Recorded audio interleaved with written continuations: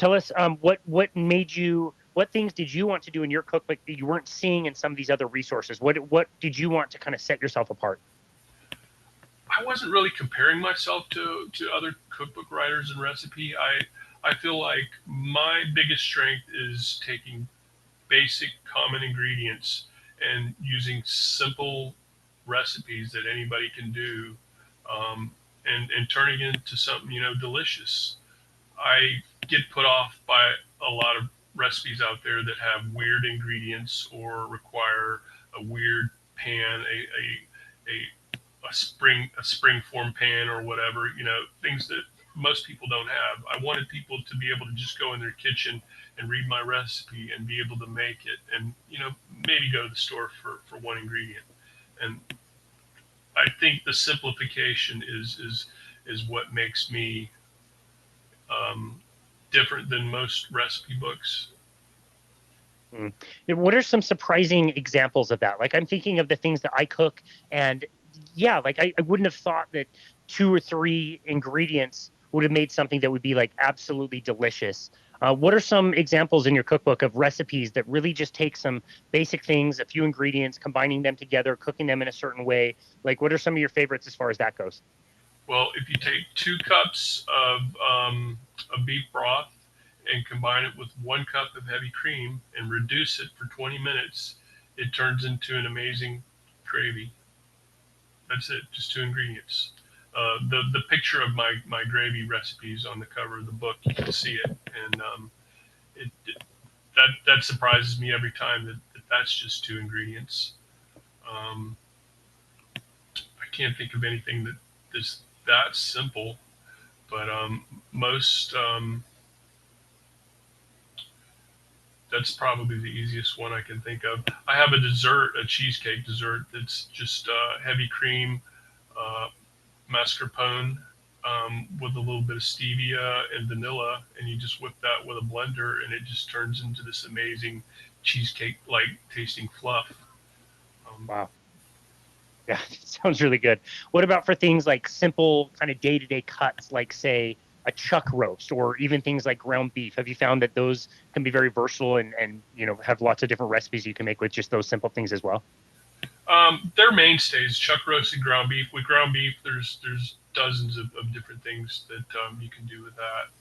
If you're not afraid of a little bit of tomatoes, you can add tomatoes and some spices and some broth, and you have chili, or you can omit the broth and add some more spices and cumin, and you have tacos, a taco bowl. You can add tomato and a little bit of stevia sweetened ketchup, and have sloppy joes. It just little tiny tweaks, to ground beef, and you can do so many different things. One of my favorite things to make is just ground beef with eggs over easy, or eggs sunny side up with bacon and some cheddar cheese. You just pile that on. It's $6, $7, $8 at the most, and you feel nice and light but not stuffed after you eat that, and you're good to go for 10, 12 hours. That sounds Um, delicious. Chuck roast, I wouldn't say it's versatile, but it's definitely dependable and affordable.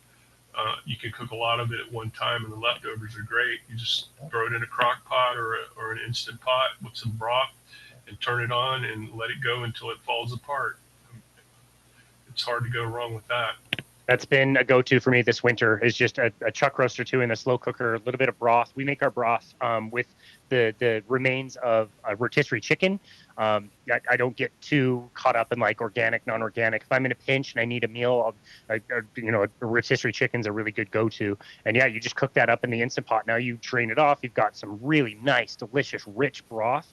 And oh my goodness, in the slow cooker with a chuck roast with a little bit of spices, it smells up the house for a good 12, 24 hours. It smells Right. amazing. And like, what a warming kind of type of a meal, and so versatile. You shred it right up. It can go in any number of different recipes. Like you said, like tacos is such an easy one. There's so many different things you can do with it. Yeah. I just made a really, I don't know if you have an instant pot, but I just made a really good chicken soup. You just throw some chicken with some broth and some spices in the pot, and 55 minutes later, you have this amazing tasting chicken soup. Oh, that sounds great. I'll be making that. That sounds really good. It's really I, easy. that sounds great. And yeah, I imagine like most kind of carnivore cookbooks out there that the red meat is probably a bit more of the star. But do you feature? You mentioned the chicken soup. You must feature other, recipes that feature chicken, pork, eggs, seafood, all that kind of stuff. Sure. Meat, eggs, dairy, seafood, MEDS, meds. That's what I'm into.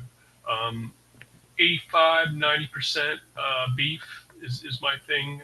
I don't try to do that. It's just what I end up eating because that's what I feel my best. That's what I crave. That's what I want. Chicken once or twice a month.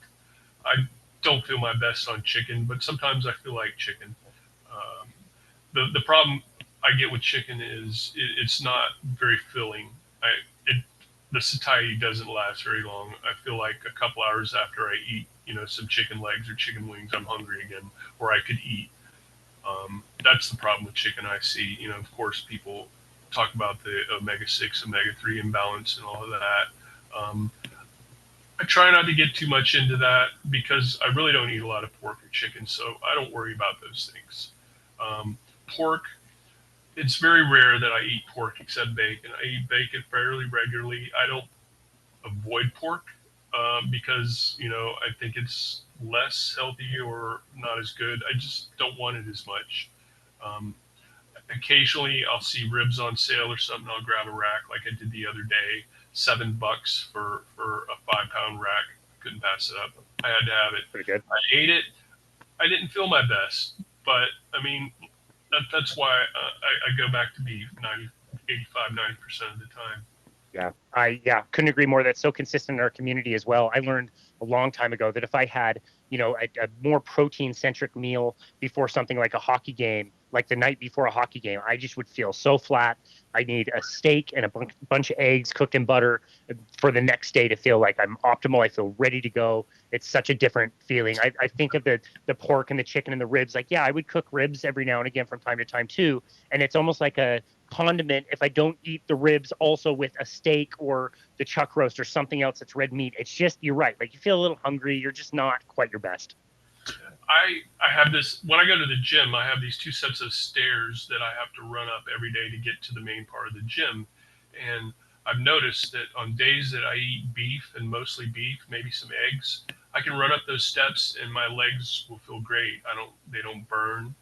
They feel good. I feel like I could run or climb 10 floors of steps, no problem. And there are other days when I go up those steps and I just feel worn out and my legs are heavy and the muscles, I feel that lactic acid kicking in, and I feel like that's because I didn't eat my best the day before, or I didn't have beef. Do you ever get that when you're playing hockey? Do you feel sluggish?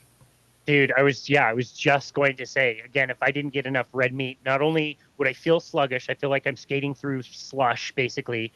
Um, Not only that, but the recovery. I was just going to ask you the same thing. Like, have you had those workouts where you feel great, so you go probably a little too hard in the paint, and you really bury yourself in a workout and just think like, oh my goodness, like what have I done to myself? What am I going to do tomorrow? I'm going to be, completely, wheelchair bound tomorrow, and you eat a good meal of mostly red meat, and the next morning you're just like, wow, I feel great. I recovered perfectly. Have you noticed that as well? I have noticed that, and now that you say that, I'm putting together why I feel sore after my Monday workout. What today's Thursday, and I'm still sore, and I realize I haven't eaten a lot of beef the last 3 days. It's been chicken and pork, which is unusual for me. But today I'm having a good steak, There we and go. and I couldn't put it together. Why am I so sore? Yes, I pushed myself harder. I'm trying to do more sets now as opposed to just three. I'm trying to do 5 per session twice a week to see if that improves my strength. And I'm like, it's been 3 days. Why am I still sore? 4 days, actually.